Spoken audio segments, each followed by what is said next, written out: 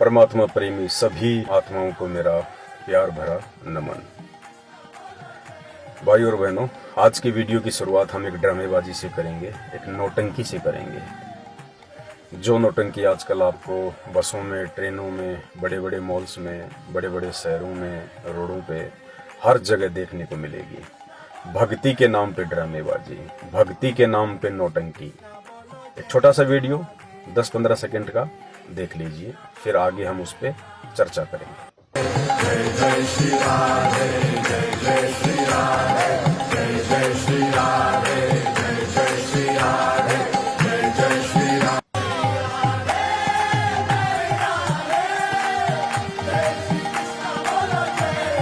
तो देखा आपने नौटंकी। इस तरह के लोग आपको आजकल हर जगह देखने को मिल जाएंगे।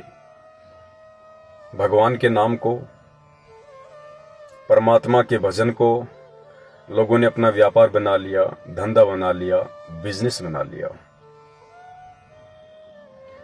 भाई और बहनों, ये जो हरे रामा हरे कृष्णा, रामा रामा हरे हरे, कृष्णा कृष्णा, आपको पता है ये क्या है? नहीं पता होगा। आप हिंदू धर्म में हैं, फिर भी आपको नहीं पता कि ये क्या है। क्यों नहीं पता है? आपकी अपनी कमजोरी के कारण है, आपकी अपनी अज्ञानता के कारण है। आप हिंदू धर्म में जन्मे हैं, जिंदगी में आपने कभी वेद पढ़े हैं? नहीं। गीता जी पढ़ी है? नहीं। 18 पुराणों में से कोई एक पुराण कभी पढ़ा आपने? नहीं। नोवेल तो बहुत पढ़े होंगे, कॉमिक्स भी बहुत पढ़ी होंगी, दुनिया भर के यूट्यूब पे फालतू के ऑडियो वीडियो बहुत देखे हैं आपने। कोई शास्त्र पढ़ा आपने? नहीं। किसी संत के कोई सत्संग सुने आपने जो शास्त्र प्रमाणित हो, हमारे धर्मशास्त्रों पे आधारित हो? नहीं। फिर क्या समझ में आएगा आपके? नौटंकी देख के आप खुश रहो, और एक दिन ये अनमोल मानव शरीर जो 84 लाख योनियां भोगने के बाद एक गधे, कुत्ते, सुअर, बिल्ली, मक्खी, मच्छर, कीट, पतंग, हाथी, भालू, भेड़िए, ये तमाम योनियां और इन योनियों में महाकष्ट भोगने के बाद वो परमात्मा, सारी सृष्टि का रचनहार, हमें ये मानव शरीर देता है। ये मानव शरीर, आज आपको क्या खाना है, क्या पीना है, आप खुद डिसाइड करते हैं। आपकी तबीयत खराब हो जाती है, आप डॉक्टर के पास चले जाते हैं। अपने किसी सगे संबंधी को आप अपनी प्रॉब्लम फोन पे बता देते हैं, बात करके बता देते हैं।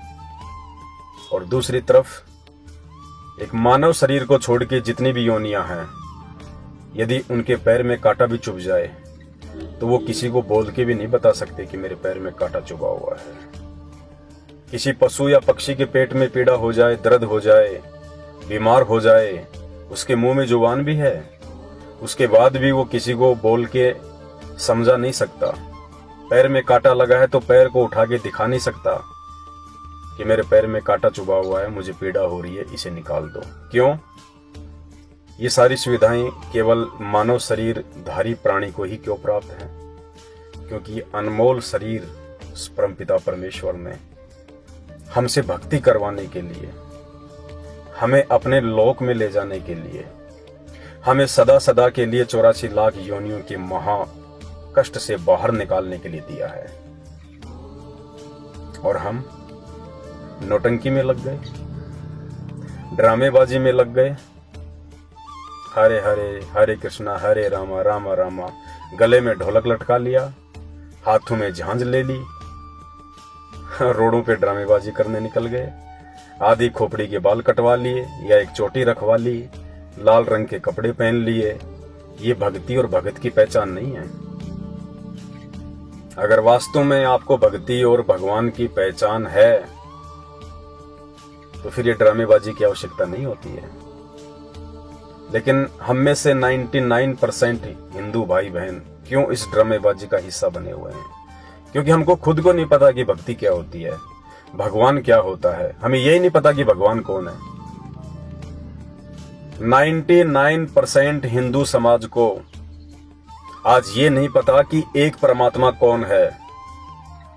किसी को नहीं पता। और सिवाय एक परम संत के, सिवाय एक महापुरुष के, आज तक 4 युग बीत चुके हैं, किसी ने नहीं बताया कि एक परमात्मा कौन है। साईं बाबा का नाम आपने सुना होगा। पूरी जिंदगी उंगली ऊपर करके एक ही शब्द बोलते रहे, सबका मालिक एक। लेकिन उन्होंने पूरी जिंदगी में अपने किसी भी भगत को नहीं बताया कि वो सबका एक मालिक कौन है, उस एक मालिक का नाम क्या है, वो एक मालिक कहाँ रहता है, वो कैसा है। क्यों? क्योंकि साईं जी को खुद नहीं पता था।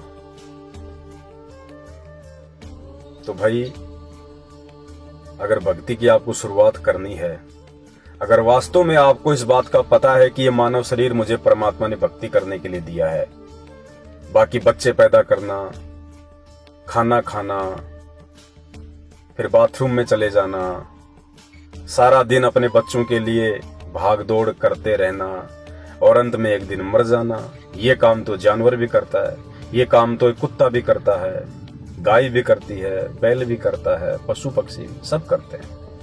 अगर यही काम करके हम इंसान भी एक दिन यहाँ से ऐसे ही चले गए तो जानवर में और हम इंसानों में क्या फर्क रह गया? फिर क्यों परमात्मा ने अनमोल मानव शरीर दिया? तो भक्ति तो हम लोग उस समय करेंगे ना जब हमारे को भगवान की पहचान होगी, जब हमें परमात्मा के बारे में पता चलेगा कि एक परमात्मा है कौन। कैसे पता चले हमें कि परमात्मा कौन है? हमारे पीछे तो 33 करोड़ देवी देवताओं की एक लंबी फौज लगा रखी है।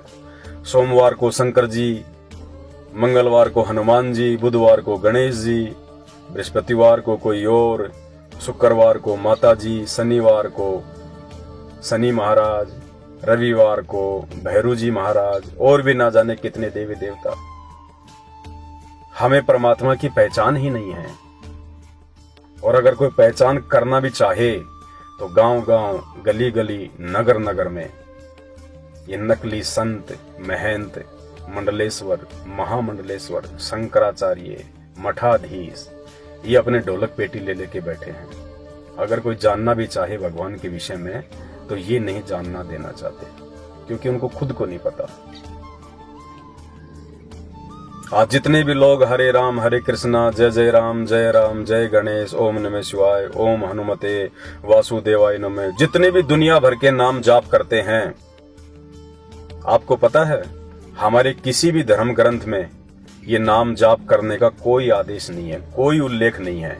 ये भगवानों के नाम है ही नहीं, ये वो मंत्र वो नाम है ही नहीं जिससे हमारे को सुख मिले, जिससे हमारी 84 लाख योनियों से हमारी गति हो जाए, हमें कोई परमात्मा की प्राप्ति हो जाए। देखो, भक्ति का आधार हमारे शास्त्र हैं, चारों वेद। चारों वेदों को आम आदमी नहीं पढ़ सकता था, क्योंकि पहले पढ़ने का अधिकार केवल एक जाति विशेष को था, ब्राह्मण को। ये तो आज परमात्मा की मेहर हुई है वर्तमान में, जो सभी धर्म सभी जातियों के लोगों को पढ़ने का अधिकार मिला हुआ है। बल्कि सैकड़ों वर्ष पहले यदि आप इतिहास उठा के देखोगे, केवल एक ब्राह्मण वर्ग को ही पढ़ने का अधिकार था, बाकी को तो पढ़ने भी नहीं दिया जाता था। तो कौन चारों वेद पढ़े? इसलिए परमात्मा ने मेहर बख्शी और वेद व्यास जी के माध्यम से चारों वेदों का सार कोड वर्ड में, संकेतों में, श्लोकों के माध्यम से गीता जी की रचना करवाई। अब गीता जी को कौन पढ़े जो चारों वेदों का सार होगा?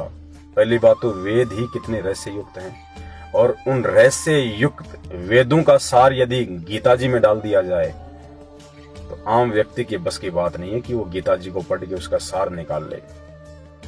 दुनिया भर के संत महंत हिंदुस्तान में आपको मिल जाएंगे, गीता पढ़ने वाले भी बहुत मिल जाएंगे। केवल तोते की तरह प्रतिदिन कुछ श्लोक या एक अध्याय का रट्टा लगा लेते हैं, लेकिन गीता जी कहना क्या चाहती है भक्ति के विषय में, भगवान के विषय में, मंत्रों के विषय में, ये किसी को नहीं पता, केवल एक महापुरुष। तो आज की वीडियो की हम शुरुआत करें, उस महापुरुष की हम वंदना करें। परमपिता परमात्मा, सारी सृष्टि के रचनहार, कुल मालिक, असंख्य ब्रह्मांडों के स्वामी, जगत गुरु, तीनों लोकों में प्रवेश करके सबका पालन पोषण करने वाले राजाधिराज, आत्माधार, नाथों के नाथ, देवों के देव महादेव, सर्वेश्वर महेश्वर मृत्युंजय अजरो अमर आदि अनादि सनातनी प्रभु जगत पिता जगदीश्वर 1008 की उपाधि के वास्तविक अधिकारी अकाल मूर्त सौस्वरूपी राम वासुदेव सर्वगतम ब्रह्म प्रथम पूजे परम संत परम हंस परम पुरुष परम धनी संत शिरोमणि सतगुरु रामपाल जी भगवान के चरण कमल में देश विदेश से हम सभी सत्सेवक भाई बहनों का अनंत कोटि दंडवत प्रणाम। आज एकमात्र इस महापुरुष ने, संत रामपाल जी भगवान ने, जो मानव शरीर में राम और श्री कृष्ण जी की तरह हम आत्माओं की आंखें खोलने के लिए धरती पे प्रकट हैं, आज इन महापुरुष के अलावा किसी को भी शास्त्रों का ज्ञान नहीं है, किसी को भी भक्ति का ज्ञान नहीं है। आज इस महापुरुष ने आके गीता जी अध्याय नंबर 8 श्लोक नंबर 13 को दिखाया, जिस गीता जी को सैकड़ों वर्षों से, हजारों वर्षों से अपने आप को संस्कृत के प्रकांड ज्ञाता समझे जाने वाले संत महंत ऋषि मुनि पढ़ के केवल अपनी मनमुखी थ्योरी लोगों के दिलो दिमाग में थोप के चले गए। सत्यता किसी ने नहीं बताई। आज संत रामपाल जी भगवान ने बताया गीता जी अध्याय 8 श्लोक नंबर 13 में क्या लिखा हुआ है। ओम इति एक अक्षर ब्रह्म व्यवहारण माम अनुसमरण ये प्रयाति तजम देहम सयाति परमाम गतम। गीता का ज्ञान देने वाला भगवान, गीता कहने वाला प्रभु कह रहा है कि ओम इति एक अक्षर, केवल एक ओम मंत्र ही है। ओम इति एक अक्षर ब्रह्म व्यवहारण माम अनुसमरण, मुझ ब्रह्म का, मुझ भगवान का स्मरण करने का, मेरी भक्ति करने का केवल एकमात्र ओम मंत्र है। ये राधे राधे श्याम मिला दे, हरे कृष्णा हरे राम, ओम नमः भागवते वासुदेवाय नमः, ओम हनुमते नमः, ओम गणेशाय नमः, ये मंत्र है ही नहीं, किसी भी शास्त्र में नहीं है, किसी भी भक्ति में नहीं है। ये मनमुखी उन नकली संतों को, जिन्होंने मनमुखी रूप से वेदों को पढ़ा, गीता जी को पढ़ा, 4 अक्षर संस्कृत के पढ़ के अपने आप को ज्ञानी समझने लग गए, उन्होंने मनमुखी रूप से और ये मंत्र जाप करने शुरू कर दिए और उनके जो फॉलोवर हैं उनसे करवाने शुरू कर दिए। इससे भगवान प्राप्ति नहीं होगी, इससे परमात्मा प्राप्ति नहीं होगी। ये तो उन देवी देवताओं के, उनके शरीर के नाम है। जैसे मेरा नाम है पवन, आपका नाम है राधे श्याम, रवि, राजकिशोर, राजकमल, ऐसे ही ओम श्री विष्णु देवाय नमः, ओम ब्रह्मा देवाय नमः, ओम नमः शिवाय, राधे राधे, हरे कृष्णा हरे राम, ये उन महापुरुषों के शरीर के नाम हैं, ये तो उनकी पहचान है। राम राम कोई जाप करने का मंत्र नहीं है, हरे कृष्णा कोई मंत्र जाप नहीं है, राधे राधे श्याम मिला दे ये कोई मंत्र जाप नहीं है, ये तो उनके शरीर के नाम हैं। उन देवी देवताओं से भी लाभ लेने के मंत्र कुछ और हैं। जैसे एक कुत्ता होता है, डॉग, और आपने उसको रोटी डालनी है और वो आपकी गली के बाहर खड़ा हुआ है। आपने यदि उस कुत्ते को अपने पास में बुलाना है और वो आपके विपरीत दिशा में मुंह करके खड़ा हुआ है, आप चाहे उसको कितना भी कुत्ता कुत्ता कह के बोलिए कि हे कुत्ता, ए कुत्ता, ए डॉग, ए कुत्ता, इधर आ, रोटी खा ले, वो कुत्ता नहीं आएगा, क्योंकि कुत्ता शब्द केवल उसकी बॉडी का नाम है। उसको बुलाने का मूल मंत्र कुछ और है।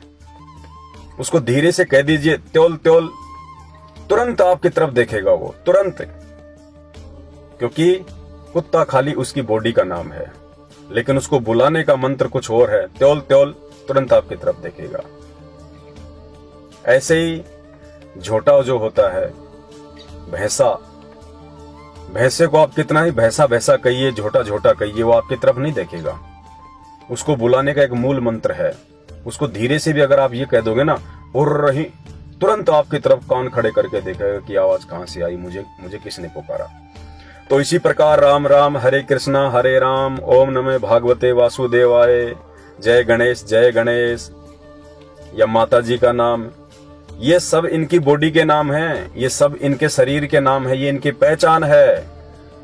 इनसे लाभ लेने के मंत्र कुछ और हैं, इनसे लाभ प्राप्त करने के मंत्र जाप, इनके बीज मंत्र, जिससे कि ये प्रभावित हों, ये तुरंत हमारे को लाभ देना शुरू करें। जो भी लाभ ये दे सकते हैं अपने स्तर का, वो मंत्र कुछ और हैं। और वो मंत्र आज वर्तमान में पूरे विश्व में केवल एक ही महापुरुष के पास हैं, और उन मंत्रों का देने का अधिकारी भी केवल वो अकेला ही एक महापुरुष है। उस महापुरुष के अलावा यदि वो मंत्र कोई और भी किसी को दे देगा उस महापुरुष से प्राप्त करके, तो भी उन मंत्रों का लाभ उस लेने वाले को नहीं मिलेगा। और वो महापुरुष परमपिता परमात्मा मानव शरीर में आए हुए स्वयं कबीर परमेश्वर सतगुरु रामपाल जी भगवान है। इनके विषय में अधिक जानकारी के लिए, और इन्होंने हमें जो भक्ति दी है, जो शास्त्र प्रमाणित है, इस भक्ति की पूरी जानकारी के लिए इस वीडियो के ऊपर लिंक में एक सृष्टि रचना का लिंक दिया हुआ है। 2.5 से 3 घंटे का वीडियो है सृष्टि रचना का। जब तक आप ये वीडियो नहीं देखेंगे, आप किसी भी धर्म से संबंधित हैं, आप अपने धर्म के धर्म ग्रंथों को नहीं समझ सकते। आप हिंदू हैं तो आप वेदों को नहीं समझ पाएंगे, गीता जी को नहीं समझ पाएंगे, पुराणों को नहीं समझ पाएंगे, अपने भगवानों की स्थिति को नहीं समझ पाएंगे, उनकी पावर को नहीं समझ पाएंगे। वीडियो को आप जी जरूर देखें। उसके बाद हम बात करते हैं आगे। जो कमेंट्स आते हैं भाई बहनों के, या वैसे भी आप सब जानते हैं, चाहे कोई ब्रह्मा जी की पूजा करता है, चाहे कोई विष्णु जी की पूजा करता है, चाहे कोई शंकर जी की पूजा करता है, चाहे कोई हनुमान जी या गणेश जी की पूजा करता है, और जब कभी बात आती है उनसे कभी कोई ज्ञान चर्चा होती है, या जैसे हम लोग वीडियो बनाते हैं सोशल मीडिया पे और हम कहते हैं कि संत रामपाल जी भगवान हैं, ये पूर्ण परमात्मा है, और ये हम आत्माओं के आत्मा के उद्धार के लिए आज धरती पे स्वयं ही ये प्रकट हैं, ये भगवान हैं। तो लोग कमेंट्स में कहते हैं कि भगवान तो निराकार है। आप जिनको भगवान कह रहे हैं संत रामपाल जी को, ये तो साकार हैं, ये तो दिखाई देते हैं, आप और हमारी तरह हैं। अरे भगवान तो निराकार है, भगवान दिखाई थोड़े देता है। मैं उन सभी भाई बहनों से हाथ जोड़ के विनती करता हूं, इसी को कहते हैं मोतियाबिंद। मोतियाबिंद का रोग इसी को कहते हैं। मोतियाबिंद मतलब आंखें बिल्कुल एक्यूरेट, ओके, लेकिन दिखाई नहीं देता, उसको कहते हैं मोतियाबिंद। ये हमारी उस नादानी का प्रमाण है जो हम शास्त्रों को नहीं पढ़ते। हम दुनिया भर की फालतू की जो किताबें हैं वो हम अपने घर पे ला के रखेंगे, उनको अलमारी में सजा के रखेंगे, लेकिन हम कभी कोई पुराण, कोई गीता जी, वेद, कोई धर्मशास्त्र नहीं लाते, ना उनको पढ़ते। और यदि कोई पढ़ाता है तो हम उससे पढ़ना अपनी इज्जत और शान के विपरीत समझते हैं। तो कहते हैं भगवान तो निराकार है, भगवान साकार थोड़ी है, भगवान दिखाई थोड़ी देता है। अरे नादान प्राणियों, तुम अपने घर में जो पूजा पाठ करते हो, जिसको भी तुम अपना भगवान मानते हो, अपना इष्ट मानते हो, तुम विष्णु जी को भगवान मान के पूजा करते हो, कोई शंकर जी को भगवान मान के पूजा करता है, कोई हनुमान जी को अपना इष्ट मान के पूजा करता है, कोई माता जी की पूजा करता है। तो तुम्हारे घर पे जो फोटोएं लगी हुई हैं, तुमने जो मूर्ति लाके अपने दरबार में, अपने मंदिर में रखी हुई है, वो मूर्ति दिखाई देती है कि नहीं दिखाई देती है? उस मूर्ति का आकार क्या है, उसका रूप क्या है, जानवर के जैसा है या कोई इंसान के जैसा है? अब आप कहोगे हमारे जैसे इंसान की तरह है भगवान विष्णु। मेरे घर पे तो बहुत बड़ी फोटो लगी हुई है भगवान विष्णु की, 4 हाथ हैं, नाक है, आंखें हैं, मुंह है, हमारी तरह दिखाई देते हैं, कपड़े पहन रखे हैं। अरे एक तरफ तो तुम कहते हो कि भगवान निराकार है, भगवान दिखाई नहीं देता, दूसरी तरफ तुमने उसी भगवान की फोटो अपने घर पे लगा रखी है, जो आकार में है, जो साकार है, आपकी तरह उसका भी हाथ, नाक, कान, मुंह है। फिर भगवान निराकार कहां से हो गया? ये तो देखो तुम लोग क्या बोल रहे हो और तुम लोग ये क्या कर रहे हो। जब बात आती है भगवान की तो कहते हो भगवान निराकार है, भगवान दिखाई नहीं देता। और अपने घर पे जाके रोज तुम घंटी बजाते हो विष्णु भगवान के आगे, हनुमान जी के आगे, माता जी के आगे, और कहते हो ये भगवान है। अरे वो तो दिखाई दे रहे हैं, आप और हमारी तरह हैं, उनका तो रूप है, उनका भी एक स्वरूप है जो तुमने अपने घर पे उनकी फोटो लगा रखी है। फिर निराकार कहां से हो गया भगवान? और भगवान यदि निराकार है, उसको किसी ने देखा ही नहीं है, तो फिर तुमने फोटोएं किसके लगा रखी हैं? ये फिर तुम जिनकी पूजा करते हो, माता जी की, हनुमान जी की, 33 करोड़ देवी देवताओं की, ब्रह्मा विष्णु महेश की, फिर ये कौन है? भगवान अगर निराकार है तो ये साकार में दिखाई देने वाले, आप और हमारी तरह दिखाई देने वाले, फिर ये भगवान कौन है? पुण्यात्माओं, जब तक आप भाई बहन संत रामपाल जी भगवान के सत्संग नहीं सुनोगे, और विशेषकर सृष्टि रचना का वीडियो जब तक आप नहीं देखोगे, तब तक आपको ना तो कोई भगवान समझ में आ सकता है, ना आपको भक्ति समझ में आ सकती है। और इसी प्रकार से आप लोग लुटते रहोगे, इन नकली धर्मगुरुओं के पास में पिटते रहोगे। आपके भाग्य में यदि कोई संकट है तो वो नकली संत उनको नहीं टाल सकते। जो भक्ति आप कर रहे हो वर्तमान में, उस भक्ति से आपके भाग्य में आने वाले संकटों को नहीं टाला जा सकता। इसलिए तो आपकी आंखों के सामने भक्ति करते करते भी आपका बेटा मर जाता है, आपकी बेटी मर जाती है, आपकी बेटी विधवा हो जाती है, आपके व्यापार में नुकसान हो जाता है, आपका एक्सीडेंट हो जाता है। भक्ति करते करते भी फिर क्या फायदा उस भक्ति का? क्या फायदा उन देवी देवताओं के आगे घंटियां बजाने का, फूल चढ़ाने का, अगरबत्ती करने का? भक्ति क्यों की जाती है?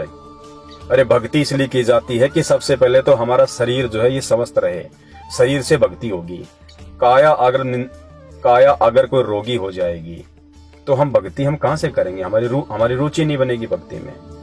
तो भगवानों की भक्ति हम इसीलिए करते हैं, इनकी पूजा पाठ हम इसीलिए करते हैं, मंदिरों में, मस्जिदों में, संतों के पास हम इसलिए जाते हैं कि हमारा जो शरीर है ये निरोगी रहे, हमारे बाल बच्चे जो है वो स्वस्थ रहें, हमारा काम धंधा ठीक ठाक चले, 2 पैसे घर में होंगे तो भक्ति भी ठीक ठाक से होगी, जीवन निर्वाह भी ठीक से होगा। अरे इसीलिए तो भक्ति की जाती है। और ये भक्ति करते करते भी यदि आपके ऊपर आपत्ति आ रही है, संकट आ रही है, तो आप लोगों ने विचार करना पड़ेगा, या तो आपकी जो भक्ति आप कर रहे हैं ना वो भक्ति सही नहीं है, या फिर जिन भगवानों की आप भगवान समझ के पूजा कर रहे हैं वो भगवान सही नहीं है, वो आधे अधूरे हैं, कंप्लीट गॉड नहीं है। और ये जानकारी आपको संतों से मिलेगी, संतों के सत्संगों से मिलेगी। कौन से संतों के सत्संगों से मिलेगी? जिन संतों के सत्संग, जिन संतों का ज्ञान हमारे धर्म ग्रंथों पर आधारित होगा, मनमुखी नहीं। कोई भी राम और भिलनी की आपको कहानी सुना दी, सुदामा और श्रीकृष्ण जी की कहानी सुना दी, ढोलक पेटी बजा रहे हैं मीठी मीठी आवाज में, आप लोग सुन के आनंदित महसूस कर रहे हो, बाहर जाके वही कुक्रम शुरू कर रहे हो, बीड़ी पीना, शराब पीना, माँ बहनों को उल्टी सीधी नजरों से देखना, काम धंधे में चोरी जारी, ठगी, रिश्वत, भ्रष्टाचारी, कोई असर नहीं। वो भक्ति करते करते भी तुम्हारे बच्चे का एक्सीडेंट हो जाता है, तुम्हारे बच्चे की मौत हो जाती है, तुम्हारा एक्सीडेंट हो जाता है। क्या फायदा फिर भक्ति का? क्या फायदा फिर ऐसी साधना का? क्या फायदा फिर ऐसे भगवानों को पूजने का? तो सही भक्ति और सही भगवान की जानकारी आपको संत रामपाल जी के सत्संगों से मिलेगी। तो भाई बहन कह देते हैं भगवान तो निराकार है, भगवान तो कण कण में है, जैसे हवा है ना ऐसे ही भगवान तो कण कण में है, भगवान दिखाई थोड़े देता है। अरे वो कण कण में भगवान नहीं, भगवान की शक्ति है। कण कण में भगवान नहीं होता है, भगवान तो एक जगह है, भगवान का भी एक लोक है। जैसे आप लोग भक्ति करते हो विष्णु की, फिर क्या कहते हैं? हम तो भगवान के लोक में जाएंगे, हम तो भगवान के लोक में जाएंगे, हम तो गोलोक में जाएंगे, हम तो बैकुंठ में जाएंगे, जहां पे भगवान विष्णु मिलेंगे, रोज भगवान के दर्शन किया करेंगे। इसका मतलब विष्णु भगवान भी किसी एक जगह बैठे हैं ना। कोई शंकर जी की भक्ति करता है तो कहता है मैं तो शंकर जी के लोक में जाऊंगा, मैं तो शिव लोक में जाऊंगा, जहां पे भगवान शंकर मिलेंगे, रोज उनके मैं दर्शन किया करूंगा। इसका मतलब शंकर भगवान किसी एक जगह बैठे हैं। तो आप कहते हो ना कि भगवान तो निराकार है, भगवान की जो शक्ति है, भगवान तो ये कण कण में है। कण कण में भगवान नहीं, कण कण में भगवान की पावर है, भगवान की शक्ति है, जिससे ये पूरी सृष्टि का संचालन हो रहा है।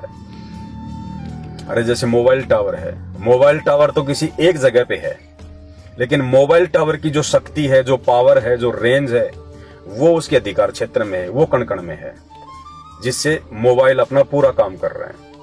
वो टावर हर मोबाइल के पास में नहीं जाता है, उस टावर से निकल रही वो तरंगें, शक्ति, वो कण-कण में है, जिससे मोबाइल काम कर रहे हैं। मोबाइल समझ लो आप और हम इंसान हैं, और जो रेंज है, जो मोबाइल की जो तरंगे हैं, वो समझ लो वो पावर है, वो शक्ति है, और टावर को समझ लो वो भगवान है।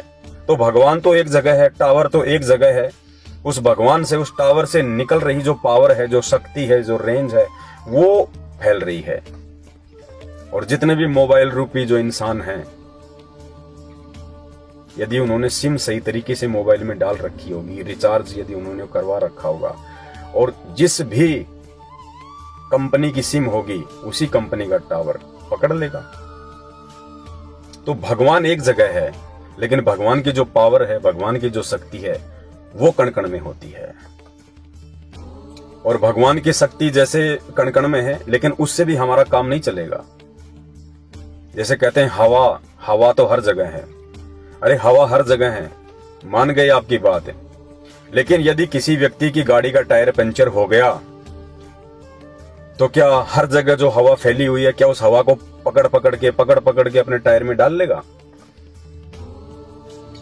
क्या वो व्यक्ति अपने गाड़ी के टायर में उस हवा को, जो हवा तुम कहते हो कि हर जगह है, सब जगह है हवा, क्या उस हवा को आप जी किसी पॉलीथिन में या किसी बोरी में या किसी कट्टे में डाल के और आप अपनी गाड़ी के टायर में डाल के गाड़ी को चला सकते हो? क्या जिंदगी में नहीं चला सकते। उस हवा को प्राप्त करने के लिए आपने एक पंचर वाले की दुकान पे जाना पड़ेगा। वो पंचर वाला उस हवा को, जो हवा हर जगह फैली हुई है, जो कण-कण में फैली हुई है, उस हवा को एक विधि से, एक मशीन के माध्यम से उसने एकत्रित किया हुआ है और उसने एक टैंक में डाल रखा है, और उसके बाद फिर वो आपकी गाड़ी में उस हवा को डालेगा। वही हवा है वो जो कण-कण में है। उस पंचर वाले ने भी उस टैंक में उसी हवा को भर रखा है, जो हवा चारों तरफ जो है वो फैली हुई है। लेकिन उस चारों तरफ फैली हुई हवा से लाभ प्राप्त करने का एक तरीका है। आप किसी पंचर वाले के पास जाइए, वो पंचर वाला फिर आपकी गाड़ी के टायर में हवा भरेगा, तब आप चाहे उस गाड़ी में 100 टन माल डाल के लेके जाइए, गाड़ी रोड पे दौड़ती जाएगी। और वैसे आप अपने टायर में हवा नहीं भर सकते, वो हवा तो हर जगह है, लेकिन नहीं भर सकते आप। इसी प्रकार परमात्मा, भगवान, वो कण-कण में है, उसकी शक्ति हर जगह है, वो कण-कण में है, लेकिन वो ऐसे नहीं मिलेगा आप कितने ड्रामेबाजी करने से, नौटंकी करने से, नाचने गाने से, मनमुखी मंत्र जाप करने से, हरे राम हरे कृष्णा राधे राधे श्याम मिला दे, जय हनुमान जय गणेश जय शनिदेव, ऐसे नहीं मिलेगा वो परमात्मा। परमात्मा मिलने का मतलब उसकी भक्ति से लाभ ऐसे नहीं मिलेगा, आपको सुख ऐसे प्राप्त नहीं होगा जो भगवान दे सकता है। उसके लिए आपने, जैसे उस हवा को अपने टायर में डालने के लिए आपको पंचर वाले के पास जाना पड़ा, उसी प्रकार आपने वो कण-कण में व्याप्त परमात्मा से लाभ प्राप्त करने के लिए आपने सतगुरु के पास जाना पड़ेगा, तत्वदर्शी संत के पास जाना पड़ेगा। वो तत्वदर्शी संत आपको भक्ति की विधि बताएगा कि वो कण-कण में व्याप्त परमात्मा से कैसे लाभ प्राप्त किया जाएगा। वो हवा भी वही होती है, और वो टैंक में जो हवा होती है पंचर वाले के पास, वो भी वही हवा होती है। तो आप कहते हैं ना कि भगवान तो जो है वो कण-कण में है, वो भगवान आपको सतगुरु के पास जाने से मिलेगा। सतगुरु जो भक्ति विधि आपको बताएगा, उस भक्ति विधि से आप उस कण-कण में व्याप्त परमात्मा का, उसकी शक्ति का लाभ उठा सकते हैं, आप लाभ प्राप्त कर सकते हैं। आपके भाग्य में यदि कोई संकट है, कोई तकलीफ है, आप उनसे छुटकारा पा सकते हैं। लेकिन नकली संतों के पास जाने से आपको परमात्मा की शक्ति का लाभ नहीं मिलेगा। आज पूरे विश्व में, पूरी दुनिया में, इस पूरे ब्रह्मांड में केवल एक ही सच्चा सतगुरु है, जो सच्चा ज्ञान देता है, जो शास्त्रों से भक्ति विधि बताता है। आप जब संत रामपाल जी के सत्संग सुनना शुरू करेंगे तो आप जी को पता चलेगा कि संत रामपाल जी के जो सत्संग है वो अन्य नकली संतों की तरह मनमुखी नहीं है, मीठी मीठी कहानियां नहीं है। संत रामपाल जी ने हर एक धर्मशास्त्र को निचोड़ के, खोल खोल के, उंगली रख रख के, जैसे पहली कक्षा के बच्चे को टीचर उंगली रख रख के पढ़ाता है, A for apple, B for ball, ऐसे ही संत रामपाल जी भगवान ने उंगली रख रख के टीवी चैनलों पे पढ़ाया है इन शास्त्रों को कि भगवान राम कौन है, श्री कृष्ण जी कौन है, ये कहां तक के भगवान है, क्या इनकी भक्ति से मोक्ष होगा या नहीं होगा। जब राम और श्री कृष्ण जी इन्हीं शास्त्रों के अनुसार, क्योंकि हमें शास्त्रों से तो पता चला है भगवानों का और उनकी भक्ति का, लेकिन हम लोग शास्त्र पढ़ते ही नहीं। और दूसरा कोई अगर शास्त्रों की बात करता है तो लगता है ये तो हमारे भगवानों की निंदा कर रहा है, हमारे भगवानों की बेइज्जती कर रहा है। अरे बेइज्जती नहीं हो रही, वास्तविकता बताई जा रही है। तो संत रामपाल जी ने उंगली रख रख के प्रत्येक धर्म के प्रत्येक शास्त्र को, मुसलमानों की कुरान को, हिंदुओं के चारों वेदों को, गीता जी को, जैन धर्म के सदग्रंथों को, ईसाई धर्म के सदग्रंथों को, सिख धर्म के जो है ग्रंथों को खोल खोल के बताया कि भगवान कौन है। तो सृष्टि रचना का वीडियो संत रामपाल जी का देखिएगा और उसके बाद ये ड्रामेबाजी से आपका मन हट जाएगा। जो ढोलक पेटी ले लेके हरे राम हरे कृष्णा जय जय राम हरे राम हरे राम, 300 रुपए के लाल कपड़े पहन के, बाल कटवा के, चोटी रखवा के मार्केट में घूमते रहते हैं ढोलक पेटी लेके, इससे भगवान नहीं मिलता। परमात्मा कहते नाचे गाए किन्हें ना मिलिया और जिनको मिलिया वो रोए। कहते नाचने गाने से भगवान नहीं मिलता, नाचे गाए किन्हें न मिलिया और जिन मिलिया वो रोए। और जिनको भगवान अगर मिला है तो कहते हैं वो तुम्हारी तरह उन्होंने ड्रामेबाजी नहीं करी, उन्होंने आंखों में आंसू निकाले भगवान के लिए, वो भगवान के विरह में रोए। नाचे गाए किन्हें न मिलिया और जिन मिलिया वो रोए। कहते नाचे गाए हरि मिले तो कोई न दुआगन होए। अगर ड्रामेबाजी करने से, नाचने गाने से, ढोलक पेटी बजाने से अगर भगवान मिल जाता तो आज किसी के घर में कोई तकलीफ नहीं होती, कोई संकट नहीं होता। ये ड्रामेबाजी तो लाखों कर रहे हैं, लाखों, और उन लाखों के घरों में कहर टूटे पड़े हैं। कब उनका बेटा मर जाए, कब किसका एक्सीडेंट हो जाए, कब किसके घर में क्या कोई रोग आ जाए, कोई बीमारी आ जाए, हॉस्पिटल भरे पड़े हैं, रोगों की गिनती नहीं है, इतने रोग हैं दुनिया में। और वो लोग भक्ति भी कर रहे हैं सभी देव देवताओं की, जो भी उनको बता देता है। तो भगवान ऐसे नहीं मिलता, जिसने बता दिया वही आपने पूजना शुरू कर दिया, वही आपने मानना शुरू कर दिया। भगवान मिलेगा सच्चे सतगुरु की पहचान करो, और सच्चे सतगुरु की पहचान उनके सत्संग सुनने से होगी। और सच्चा संत, सच्चा सतगुरु आज पूरे विश्व में वर्तमान में केवल संत रामपाल जी भगवान है। तो मैं उम्मीद करूंगा मेरे आप तमाम भगत भाई बहनों से कि आप संत रामपाल जी भगवान के सत्संग सुनना शुरू करेंगे। और वर्तमान में परमात्मा ने प्रसन्न होके आप और हमें जो ये मानव शरीर दिया हुआ है, पुण्यात्माओं, ये असंख्य जन्मों के बाद मिलता है, असंख्य जन्मों के बाद। इसको बर्बाद मत करो। ये बच्चे पैदा करना, उनका लालन पालन करना, पालना पोसना, और एक दिन मर जाना, ये तो जानवर भी करता है, पशु पक्षी भी करते हैं। एक चिड़िया बाद में खाना खाती है, पहले अपनी चोंच में कहीं कहीं से लाके और अपने बच्चे को खिलाती है। एक कुतिया के अंदर भी मोह ममता है, उसके बच्चों को यदि कोई छेड़ता है, मारता पीटता है तो उसको भी दर्द होता है, वो भी चिल्लाती है, वो भी काटने को दौड़ती है, वो भी कहीं कहीं से खाना ला ला के अपने बच्चों को खिलाती है, पेट भरती है, फिर बच्चों को जो है वो दूध पिलाती है, और एक दिन वो भी मर जाती है। वो भी विषय वासनाओं में लिप्त हैं, वो भी संभोग करते हैं। इंसान भी वही कर रहा है, क्या अंतर है? इंसान एक बंद कमरे में संभोग कर लेता है, जानवर जो है वो खुले में कर लेता है, बस इतना ही अंतर है, एक दीवार का। इंसान 300-400 रुपए के कपड़े पहन के अपने शरीर को जो है वो ढक लेता है, वो जानवर नंगा घूम रहा है, बस खाली 400 रुपए का अंतर है जानवर में और इंसान में। इंसान एक थाली में खाना खा लेता है, वो जमीन पे पड़ा हुआ खा लेता है, बस खाली 50 रुपए की थाली का अंतर है एक इंसान में और एक जानवर में।